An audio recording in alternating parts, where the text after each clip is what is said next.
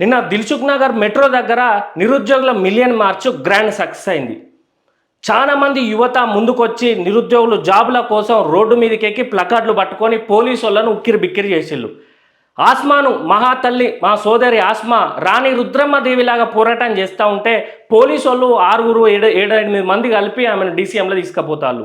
ఎక్కడిదక్కడ అరెస్ట్లే. మొన్న రాత్రి నుండి నిరుద్యోగుల నాయకులకు జేఏసీ మెంబర్స్ని అందరినీ తీసుకుపోయి పోలీస్ స్టేషన్లో వేసింది. నిన్న వాళ్ళకి నిరసన తెలపడానికి పోయిన విద్యార్థి రాజకీయ పార్టీ అట్లే ఆమ్ ఆద్మీ పార్టీ ఇంకా 2-3 సంఘాలకు సంబంధించిన వాళ్ళందరినీ తీసుకుపోయి సరూర్ నగరు దిల్సుఖ్ నగరు ఎక్కడ పడితే అక్కడ పోలీస్ స్టేషన్లలో వేసిళ్ళు.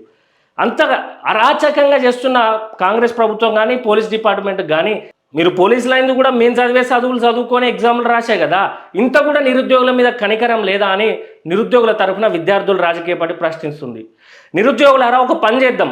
మనం ఏ విధంగా పోదామంటే, ఇప్పుడు మనకు అసెంబ్లీ దాటిపోయింది అనుకో, మళ్ళీ మన గురించి ఎవ్వరు పట్టించుకోరు. ఈ మధ్యన ఎలక్షన్లు కూడా లేవు కాబట్టి మనకు ఎవరు పట్టించుకోడు.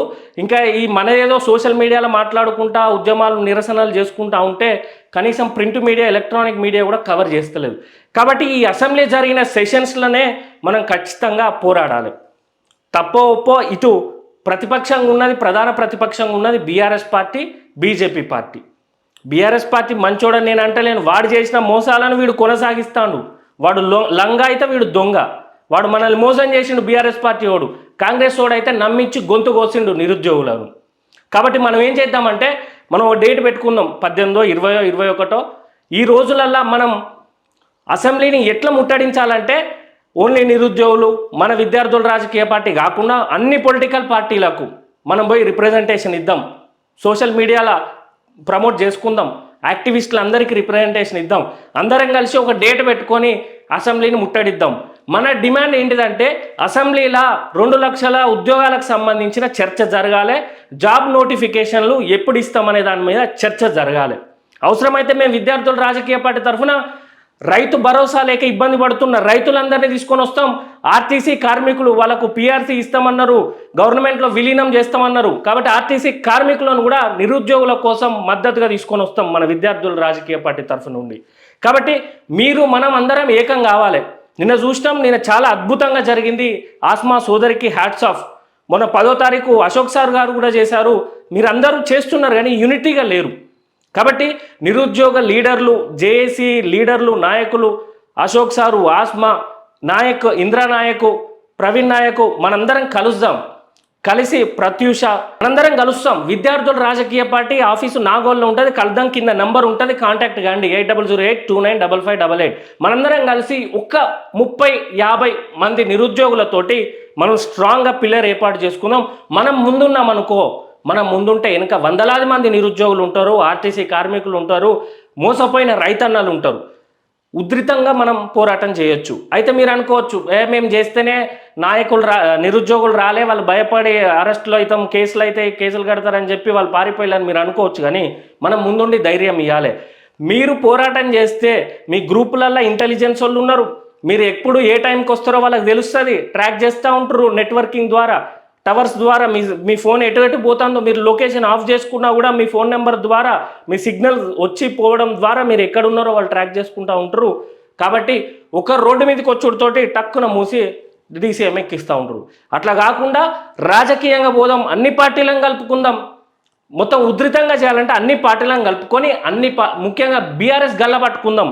నువ్వే కదా ప్రతిపక్ష నువ్వు మమ్మల్ని మోసం చేసినావు కదా, దానికి పరిహారంగానైనా అసెంబ్లీలో చర్చ పెట్టు కేటీఆర్ అని ఆయనను కూడా మనం మందలిద్దాం, రిప్రజెంటేషన్ ఇద్దాం. ఆయన కాడికైంది. ఏం ప్రాణాలు పోతే వెనకటి నుండి పోయిన ప్రాణాలే తెలంగాణలో పోతే పోనీ ప్రాణాలు. కానీ మనం ప్రాణాలు తీద్దాం. కాంగ్రెస్ ఉందో బీఆర్ఎస్ ఉందో రాజకీయంగా ప్రాణాలు తీద్దామా, లేకపోతే ఇంకేమైనా చేద్దామా, కానీ ఈసారి అసెంబ్లీలో చర్చ పెట్టాలి. దానికి ముఖ్యులు కేటీఆర్, బీఆర్ఎస్ పార్టీ మెడలు ఉంచాలి. వాడు చేసిన తప్పులే ఇవన్నీ. వాడు ఉంచితే వీడు వంగుతాడు.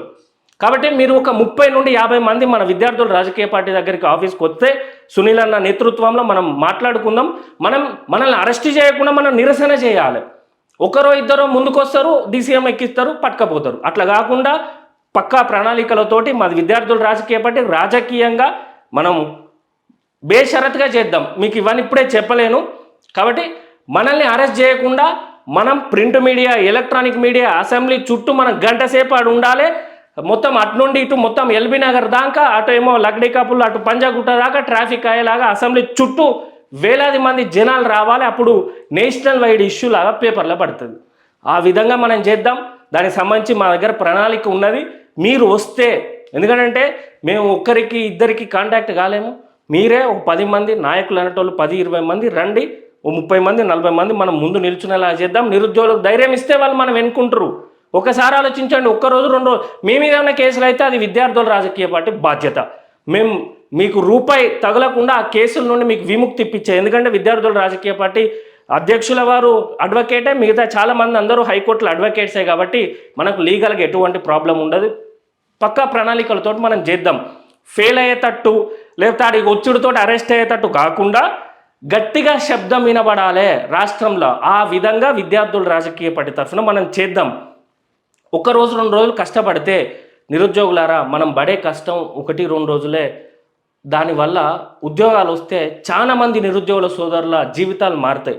అదొక్కటి దయచేసి ఆలోచించండి. ఇప్పటివరకు అశోక్ నగర్లో, ఉస్మాన్ యూనివర్సిటీలో, దిల్సుఖ్ నగర్లో ఎన్నో నిరసనలు చేసిళ్ళు, మిలియన్ మార్చులు చేసిళ్ళు, అశోక్ సార్ తరఫున చేసిళ్ళు, ఆస్మా తరఫున చేసిళ్ళు, ఇంద్రానాయక్ తరఫున చేసిళ్ళు.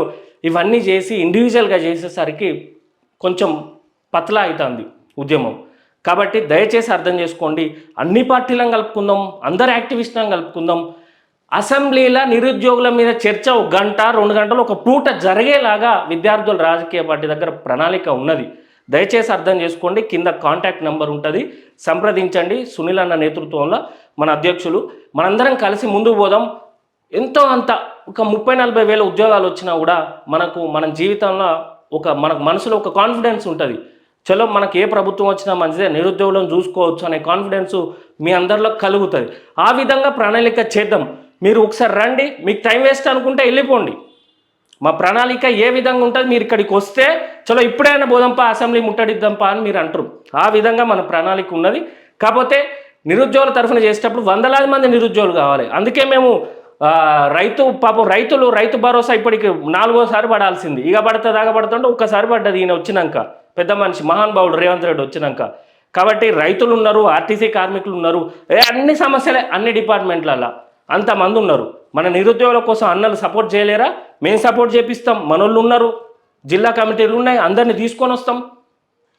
మేము మధ్యలో అరెస్ట్ అయ్యేది కాదు. మీరు గూగుల్లో చూడండి, విద్యార్థుల రాజకీయ పార్టీ సెక్రటేరియట్ ముట్టడించినప్పుడు ఏ విధంగా ముట్టడించళ్ళు, అసెంబ్లీని ముట్టడించినప్పుడు ఎట్లయింది, అశోక్ నగర్లో ధర్నా చేసినప్పుడు ఎట్లయింది, ఉస్మాన్ యూనివర్సిటీ ఎలక్షన్లకు పోయేటప్పుడు ఏ విధంగా జనాలు వచ్చిలో మీరు చూడండి. చూసినాక మా మీద నమ్మకం కలిగితే రండి. ఇండివిజువల్ కాదు, కలిసి ఐకమత్యంతో ముందుకు పోరాడదామని తెలియజేస్తూ జై తెలంగాణ, జై వీఆర్పీ.